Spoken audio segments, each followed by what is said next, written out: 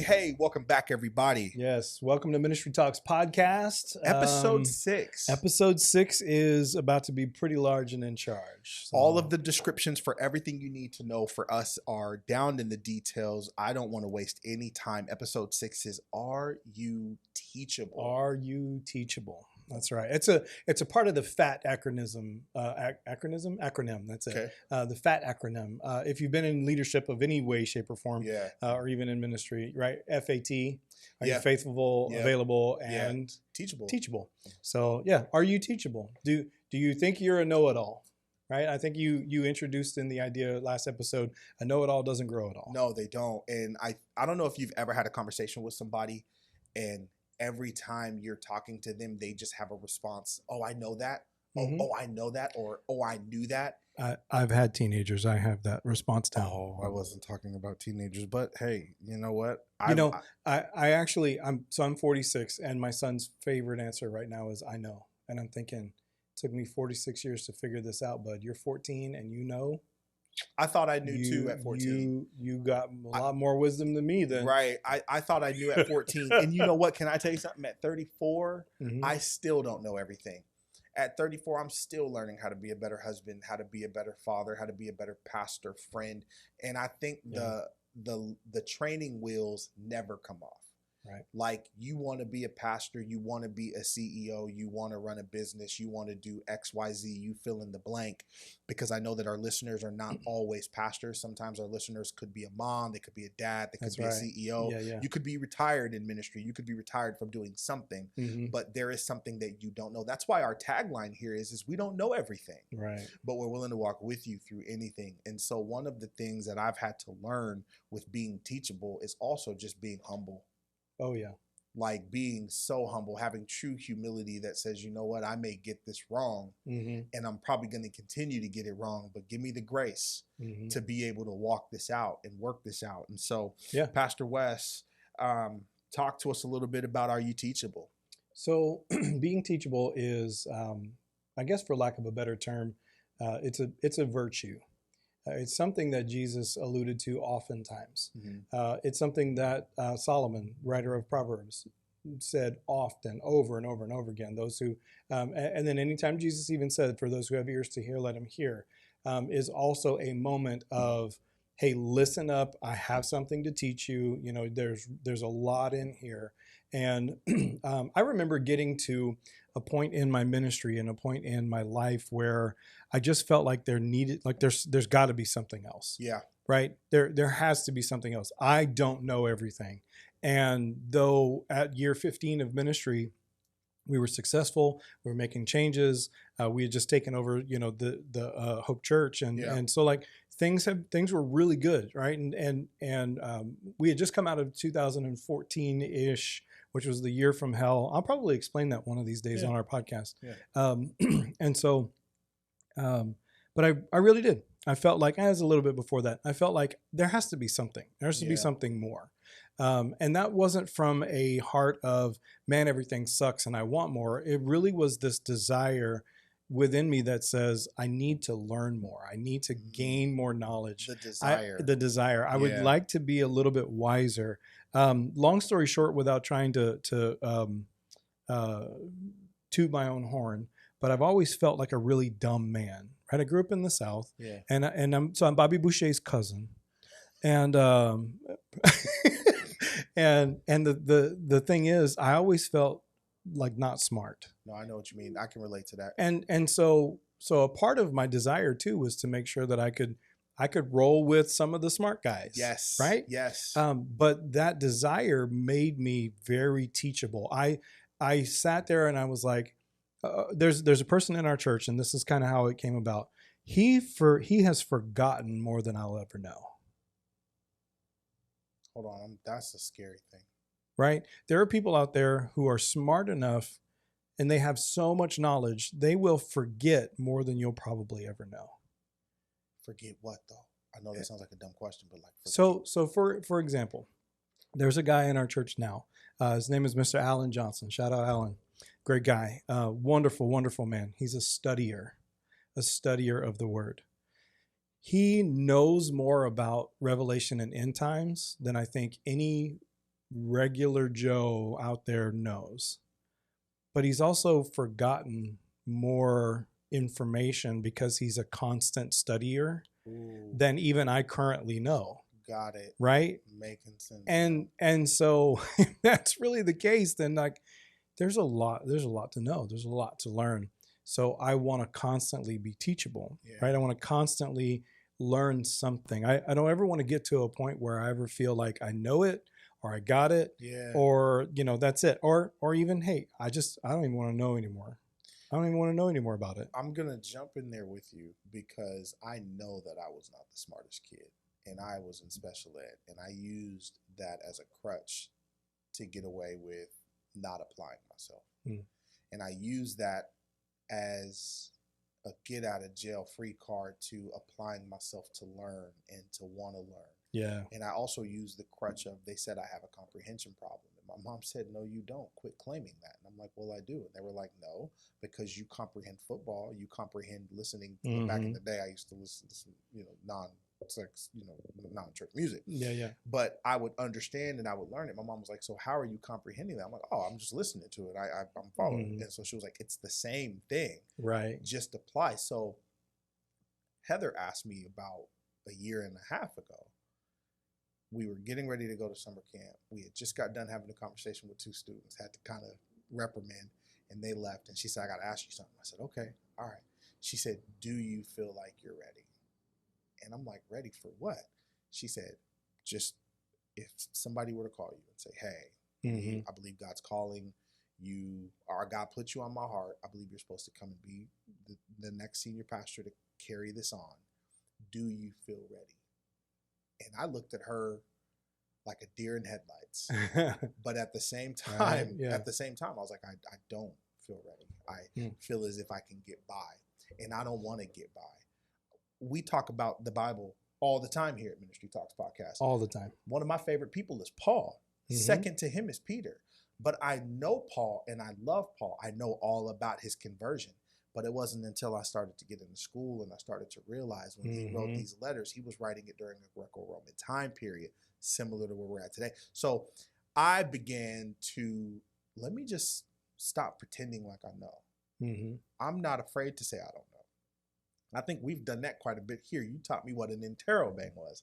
One of my best friends, Matt Lynch, shout out to Matt Lynch. I don't even know if he'll ever watch this. Matt Lynch. He was like, you don't know what an interrobang is? I was like, no. And he loves, I think it's Switchfoot. I think they have. Yeah. They have. Yeah, they have the whole, like, I think it's like, the question mark. With the exclamation point in one. And I'm like, oh, I didn't even know that. Like, I didn't pay attention. Like, I wasn't even. So when you're talking about paying attention, which we're going to get to here in the scripture. That's a great album, by the way. Shout out Switchfoot. No, seriously, that's a great album. But I didn't know. And I'm coming to a space right now where I'm not afraid to say I don't know. And that takes a lot of humility. Because like I said, growing up, I felt like I didn't know a lot. I didn't really get a good quote unquote education. And so with feeling that, I always wanted to have an answer. Yeah. Like I always wanted to know a little bit about everything or a little bit about something. And so that takes a lot of humility. And let me tell you, if you don't humble yourself to those moments, you definitely will be humbled when the time comes. Like, there's so many different conversations that we can have, and you can you can put your foot in your mouth real quickly and not even know that you're doing that because someone in the room, and this is going to sound stupid, but I'm going to say it anyway. Someone in the room is always smarter than you. And that's okay. They always know a little bit more than you. Yep. But if we don't have the humility of heart to be teachable, then there are times when we're just going to embarrass ourselves because we're not teachable. No, but I know better. And I'm right and you're wrong. Or here's a couple things. My dad would tell me the dumbest question is the question not asked. There you go. Like the dumbest question Yeah. that you don't ask is the one that you should be asking. Mm-hmm. And then he would also tell me, your teachers are there for a reason. Oh, yeah. And I would never want to raise my hand to ask a question in front of my students or in front of my fellow peers, because I didn't want to seem dumb after you just got done explaining it. Right. So everybody else is catching it. They're like, oh yeah, I get it. Everybody get it? And everybody raised their hand. I'm just like, but I had no idea what was going on. And I was scared and I was insecure because you know what? I don't get it. I actually need you to slow down and break that down for me a little bit more. Yeah. Another thing that I stopped doing was pretending. Like, people try to explain something to me and I'd be like, oh yeah, I know what you're talking about. I walk around and I have no idea what they're talking about. Right. The way I break conversation as an icebreaker now, people are like, hey, do you know what's going on? I was like, hey, I'm not going to lie to you. I have no clue what you're talking about. But I got nothing. But listen, here's what I'm going to tell you. If just tell me, show me, because this is a great moment. This is a great teaching moment. Show me. Yeah. I'm not afraid to say I don't know. Right. And here's a question, and I think you might have answered it, but why are we afraid to say I don't know? And, you know, when it comes to the Bible specifically, maybe we need to be okay with saying, I don't know. Right. Instead of trying to pretend like we got everything figured out. Well, that was one of my favorite phrases. So when I actually got to take over Hope Church, when it was City View Church back in 2015, I switched phrases from, I don't know, let me find out, to something along the lines of, if you're okay with my best answer being, I don't know, but let's find out. Like, that made a world of difference when people began to approach me. Like, it was a whole world of difference because here's what pastors and or very educated people get stuck in the loop of. We become the answer person, right? Yeah. And the answer person, here's the caveat. Here's the crux of the whole thing. The answer person will eventually run out of answers, but the teacher will always know how to teach. Okay? So if you're a teacher, then your best answer is going to be like, you know what? I don't know, but let's go figure that out. Like, let's go research this together. Let's go try and figure that out, because man, hey, that's a great question. Or, hey, that's that's what one of my college professors said, that his life lessons, like one of his life goals was to say something along the lines of, let's go figure that out. Like, I don't know everything, but man, let's go. So, but the answer person will eventually run out of answers. Either that, or they're going to start BSing you a whole lot. We got to pause. We got to thank our sponsors, because I got some things coming to my mind, and I'll ask you when we get back from the break. All right, sounds good. We'll take a quick break. Hey, we just want to take a moment and thank the sponsor of today's show. You guys know that we drink coffee on this show all the time, and so it would be just perfect for our very first sponsor to be a coffee company. That's right. Beansforgiving.com. Beansforgiving.com. It's an extraordinary coffee with an extraordinary cause. Their signature blend is right here on the table, Sweet Jesus. We've been drinking that pretty much this whole season. He has 3 or 4 other blends that are fantastic. Beansforgiving.com. Extraordinary coffee with an extraordinary cause. You can find it online, beansforgiving.com. If you buy one, you give it, you enjoy. And here's the thing. 100% of the proceeds of the purchase of this coffee go to a nonprofit organization of your choice. That's right, a nonprofit organization of your choice. So not only do they not really make a lot of money on this, they support nonprofit organizations out there. They are also supporting this podcast by just giving us some coffee. So we want to make sure that we say thank you to Mr. Tony. Thank you for Beans for Giving, the company, beansforgiving.com. And so go check them out. And again, we receive nothing from your purchases, but I do have to tell you, it's good coffee with or without a little cream or sugar. It's great coffee by itself. So again, thank you to beansforgiving.com. All right. Hey, welcome back. Real quick. Yeah. We've got a giveaway. We do. We have a pound. A whole pound. 16 ounces. That's a whole pound. 454 grams of Sweet Jesus. Sweet Jesus. You guys know that we have a coffee with every episode That's that right. we do, and we want you guys to drink what we're drinking. So if you go on Instagram to Ministry Talks Podcast, you should be able to find us there. You'll see our icon in red and white. Mm-hmm. We want you to just tag us and then do the hashtag Sweet Jesus. Yeah, hashtag Sweet Jesus. And for other reference too, let's do hashtag Are You Teachable, because Oh, that's on this episode, there you go. right? So hashtag Are You Teachable, hashtag Sweet Jesus, and then we will find a randomizer to pick a winner. And that will let us know that you watched this episode. Exactly. Hashtag Are You Teachable. There you go. I love it. And Okay. we would love we will get information from you directly. Unless we actually call your name, we will get your information directly. So don't fall for any scammers. Hey, you won something.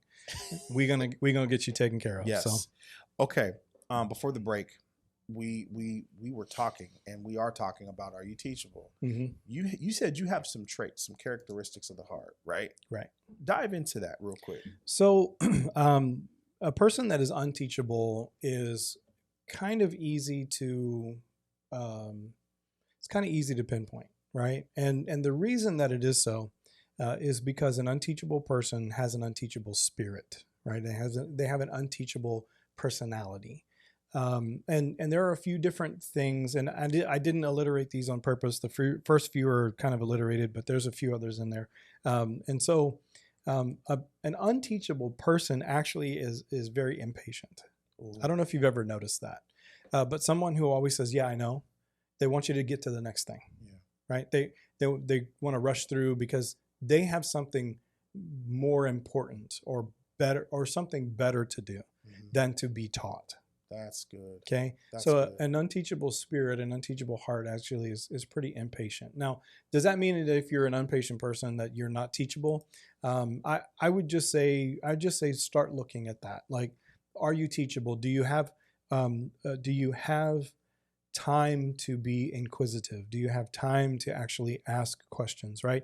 I believe it was season 1 of Ted Lasso that where Ted's throwing darts in the bar, and he tells this whole story about asking questions like, are you just curious? Yeah. And because if you were curious, you would know that, Yeah. would you say, Ted, have you ever played darts? And then, if you ever asked me that question, I'd say, yeah, every day since, from the time I was 10 to the time I was 16 in a bar with my dad, blah, blah, blah. Right. But that person not knowing that about him means that they're unteachable. They're not inquisitive. They're really impatient. They just want what they want. They just get in there and do what they want. So an unteachable person has a very impatient style heart. The next thing is that they're quite insecure. Yeah. Now, I know this one from experience, right? When I knew everything, I was really insecure because as soon as somebody would challenge me, you just blow up. Wow. You're like, oh, yeah, but that's not what I was talking about. Oh, oh yeah, but you don't know it like I do, right? Those are very insecure words, insecure statements. Yeah.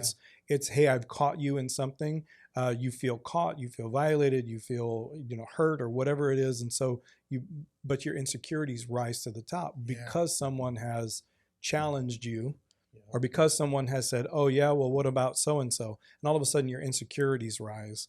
And if you're not teachable, remember, insecurity is that of selfishness, is that of pride, whereas security it streams out of being humble. Yeah. Right? If you know that you don't know everything, you have that humility, then you're sitting there patiently waiting for someone to teach you, and or you're participating in some sort of way that you can be taught.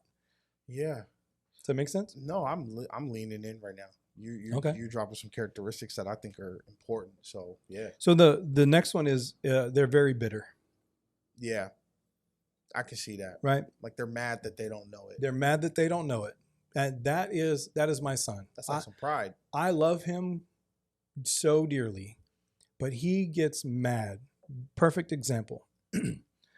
He's still trying to learn to play the drums, right? He's trying to learn to read sheet music, but at the same time, he has enough rhythm in his body that if he sits down with a song and he works on it long enough, he can pick it up, right? He can figure it out and he'll be able to play this song. Well, the other day he started to want to learn to play this one song. And instead of finding just the bass rhythm of the song and then adding the frills later, he got very mad at himself and very mad at the song. And he threw down the sticks and he walked away with a very bitter heart. Oh, I've done I've done that. It's because times. he doesn't already know what he wants to know, but Yeah. he's never learned what he wants to know. That's right. So the bitter heart actually does that. Like you already want to know it, but you didn't sit down long enough to learn it. So That's not the unteachable heart is quite bitter. Another one is intolerant. Okay. Right? An unteachable heart is very intolerant. It doesn't like to be told that it's wrong. That's pride, and It's very much pride. But that goes back to the other one that you talked about too. Right. Mm-hmm. Like that's the insecurity is very much pride. The intolerance is very much pride. Yeah. It doesn't like to be told that it's wrong, right. and so or it doesn't like to be wrong. That is something that I've seen probably more often than not, is that there are folks that I have sat with and counseled with, and or not counseled, it's the wrong word, but like just just sat with and said, well, the thing is this, but they were very intolerant of that answer because they had already had a preconceived answer to the question that that's not the answer they expected. Right. And so they're like, well, no, you're wrong. And all of a sudden I'm the one who is in the wrong, and or the person giving the advice or the person giving the correct answer is, or trying to do the teaching is wrong. In ministry, it looks like this. Well, no, worship, that song's only done this way, right? Well, you can't play. We're supposed to go with this type of beat, or well, you can't use that passage of scripture that way. Right. And it's just a very intolerant. So many. Very, very intolerant of. And so if you're not teachable, if you're not humble enough to sit back, and you're going to find a lot more intolerance there. And then the last one that I wrote down is it's very disruptive. Yeah. I don't know about you, but a kid who doesn't want to learn disrupts the atmosphere so that no one gets to learn. Yeah. Right. Yeah. And I know that from being a substitute teacher, but I also know that because I was that kid for a while. Me too. Like if I didn't understand what was going on, I would make a snide remark. Right. I'd ask my question, but it'd be some off the wall, sideways question. To disrupt the room. I was opposite. I would just shut down, and then I wouldn't say anything. And then when questions were asked, I just didn't want to answer. So I got in trouble for not answering, but it was because I didn't know and I didn't want to sound stupid. So I remember my computer essentials class where we learned to type. Basically, it was called computer programming, but it was really just typing. And it was my freshman year of high school. And the reason I remember it is because we used to walk into the class and we would ask the teacher, hey, what are we supposed to do today? And before she would even say anything, either myself or one of my other classmates would walk up and go, hey, well, how about we just do this today? Or one of them would offer, and I know this is going to sound really stupid, but this was late 80s, early 90s, different era. One of them would offer her a shoulder massage because she had had a hard day. And can't we just I'll get you a shoulder massage. Everybody will just do Mavis Beacon or whatever, right? Which was a typing game instead of actually learning a lesson. But a very, very disruptive. Yeah. Because we didn't want to be taught that day. Wow. Right. We didn't want to actually go through and do the work that day of learning. And so this was the class you could get out of.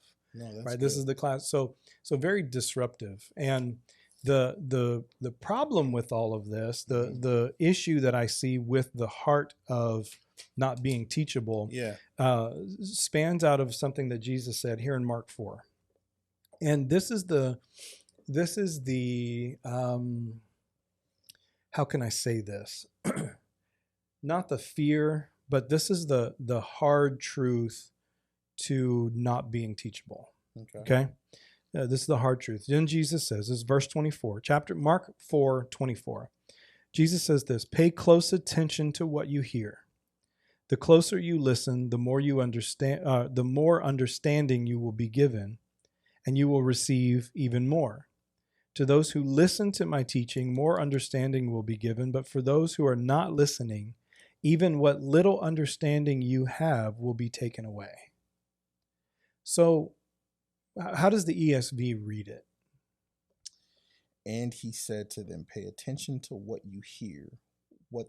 With the measure you use it, it will be measured to you. and still more will be added to you. For to the one who has, more will be given, and from the one who has not even what? Yeah, I'm reading that right. And from the one who has not, even what he has will be taken away. Exactly. So many pastors use that for money. But in the context of this entire setup here, Jesus isn't talking about money. He's talking about understanding. He's talking about having a teachable spirit and a teachable heart. And he says, what if you're listening carefully, you're going to understand better. But for those who don't want to listen, for those with a non-teachable heart, a non-teachable spirit, what you already have, what understanding you do have, and I'm gonna paraphrase this a little. I'm not changing the Bible. I'm just paraphrasing it. What little understanding you do have will not be enough. Man, Jesus says, actually here it says it will be taken away from them. Yeah. It will not be enough. You can find this story also in Luke chapter 8. But this is in Jesus's parable teachings, and this type of passage of scripture has nothing to do with money. This is all about understanding. This is all about, are you teachable? Are you listening? Are you actually taking the time to bring in and want to understand what it is that Jesus is saying? And then, of course, you can go through any part of Proverbs, and the writer of Proverbs, Solomon, he says too, gain wisdom, and get understanding, right? With everything. Well, I mean, in verse 23, before you even get to 24, it says, if anyone has ears to hear, let him hear. Let them hear. Mm-hmm. Two things, and I'll close this. People ask me all the time, hey, Isaiah, I have a question for you. And my immediate response is, I may have an answer for you. Exactly. I tell my whole youth ministry, and anybody will tell you, you don't ask Isaiah anything. You go to Heather. But that's for a couple different reasons. One, my wife does so much as a wife, as a mother. She does so many things on the backside. She works full time. Mm-hmm. So when she's there, I try to create that space for her to know that this is not just Isaiah, this is you too. Right. And one, details and me don't get along. I mean, I understand some details, but a lot of it is just, it's too much. I get overwhelmed by it. Mm-hmm. But people go to my wife, go ask her, because she'll definitely be able to help you with the reason. I'm visionary. Hey, let's do this. Let's run with it. Right, she's like, I love you. I think that's amazing, but let's count the cost and how much is this going to cost? Mm-hmm. So for me, when somebody comes to ask me a question, I'm like, I may have an answer, but the answer that I have, and this is what I've learned to say, because now when I say this, it removes the pressure from me trying to have an answer. Right. And it removes the pressure of me trying to have the perfect or the right answer. Mm-hmm. This answer may be true. You might not like it, but it could be true. Right. And I'm not one to massage your ego, but I'm going to answer this to the best of my ability. Mm-hmm. So when I give that response, hey, I may have an answer, it's letting you know I may get this wrong. And I actually am not afraid to say, you know what, I don't know the answer to it. My boss taught me when I was working at the warehouse in 2014. He said, Isaiah, if somebody comes and asks you, hey, do you know where this is, or do you know where this is, and you don't know where it's at, he said, Isaiah, I don't care how long you've been here. Hey, you know what? I think it was over here. We might have moved some things around, but let's find out together. Mm-hmm. What you're doing is now you're bringing in, hey, we're finding this out together. And then when we find out together, now we know it's on aisle 6, row 4, or whatever the case is. Right. The next thing I would say, and I've heard this said before, is sometimes you don't know what you don't know. Oh, yeah. Like there's things that you know, but then there's just some things you don't know. So like this is my first time getting ready to encounter. When this airs, I don't even know when it'll air, but I think we'll be somewhere in where Zoe has now officially started preschool. Oh, yeah. And she's all of 4 years old. And I remember when she was born. Mm-hmm. And I don't know anything about a newborn. This is my first time dealing with toddler life. Mm-hmm. Bella's a junior. Savannah has already graduated. So this is going to be my first time starting this journey. Like, wow, because when I picked up with Heather, the girls were already in school.